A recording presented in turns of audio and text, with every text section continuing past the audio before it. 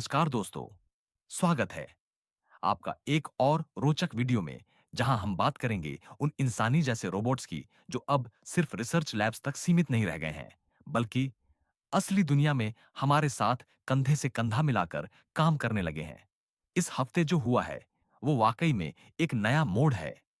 अब AI robots सिर्फ बेहतर नहीं हुए हैं, बल्कि उन्होंने एक ऐसा स्तर पार कर लिया है जहां वे इंसानों की तरह सोच सकते हैं, सीख सकते हैं और खुद से काम कर सकते हैं। अब रोबोट्स सिर्फ फैक्ट्री या गोदामों तक नहीं है, वे सड़कों पर, मार्केटिंग इवेंट्स में और यहां तक कि हमारे घरों में भी दिखाई दे रहे हैं। और सबसे हैरान करने वाली बात यह है कि यह सब इतनी तेजी से हो रहा है जितनी हमने कभी कल्पना भी नहीं की थी। गैल्बर्ट कंपनी ने ओपन डब्ल्यूबीटी नाम का एक ओपन सोर्स सिस्टम लॉन्च किया है जिसे कोई भी एप्पल विजन प्रो के जरिए इस्तेमाल कर सकता है। इससे आप यूनिट्राई जैसे ह्यूमनॉइड रोबोट्स को सिर्फ अपने इशारों और सिर की हरकतों से कंट्रोल कर सकते हैं। यानी आप चल सकते हैं, झुक सकते हैं, चीजें उठा सकते हैं, वो भी बिना किसी जॉयस्टिक के, सिर्फ अपने शरीर की हरकतों से। इससे रोबोट अब बॉक्सिंग, टेबल टेनिस और सफाई जैसे काम भी कर सकते हैं। चीन ने भी अपने नए ह्यूमनॉइड रोबोट तियांगोंग 2.0 को दुनिया के सामने पेश किया है। यह रोबोट सिर्फ दिखने में स्मार्ट नहीं है, बल्कि दौड़ भी सकता है। यह 6 किलोमीटर प्रति घंटे की स्पीड से दौड़ता है और रेत, घास और ढलानों पर आसानी से चल सकता है। सबसे खास बात यह है कि यह सिर्फ 43 किलो का है और यह चीजों को सीखकर अपना परफॉर्मेंस सुधारता है। यानी यह रोबोट हर बार और बेहतर होता जाता है।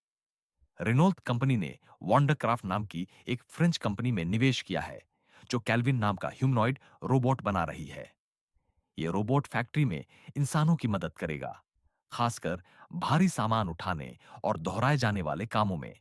रेनॉल्ट की मैन्युफैक्चरिंग की ताकत और वॉन्डरक्राफ्ट की टेक्नोलॉजी मिलकर इस रोबोट को असल दुनिया में उतारने की तैयारी कर रहे हैं। एक्स नाम की कंपनी ने रेडवुड नाम का एक नया सिस्टम लॉन्च किया है, जिससे उनका रोबोट एनियो अब घरों में भी काम कर सकता है। अब एनियो सिर्फ कमांड समझकर ही नहीं, बल्कि आसपास की चीजों को देखकर खुद फैसला लेकर काम करता है।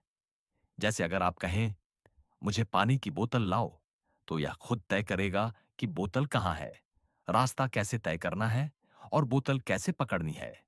यह पूरी प्रक्रिया अब एक ही एआई मॉडल से हो रही है, जिसमें न कोई कोडिंग स्क्रिप्ट है, न कोई इंस्ट्रक्शन लिस्ट।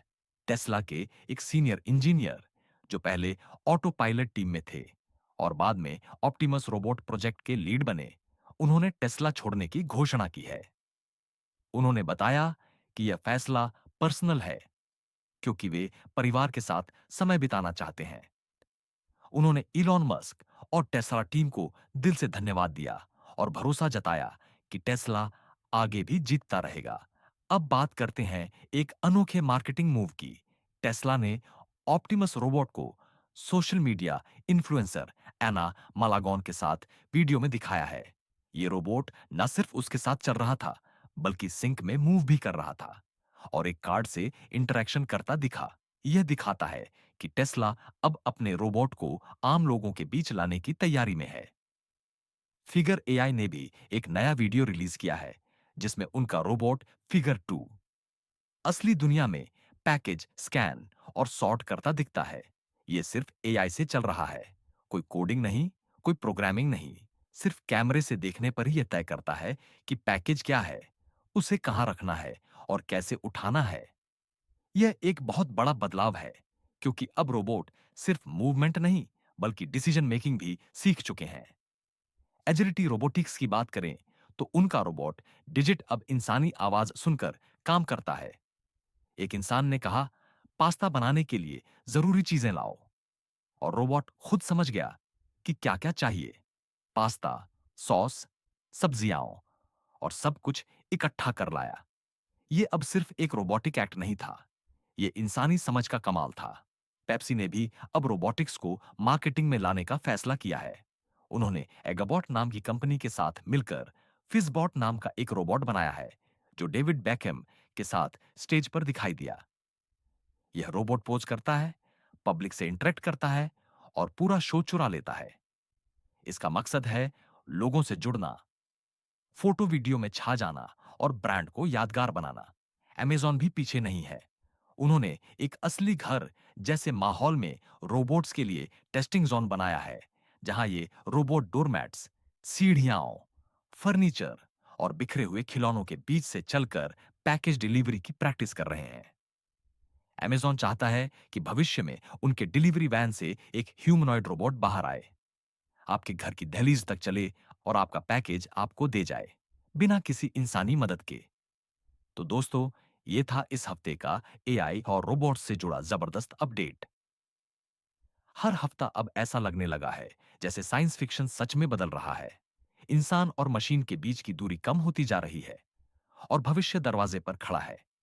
बने रहिए हमारे साथ, क्योंकि आगे जो आने वाला है वो और भी चौंकाने वाला होगा। धन्यवाद, और अगली बार फिर मिलेंगे एक और अद्भुत अपडेट के साथ।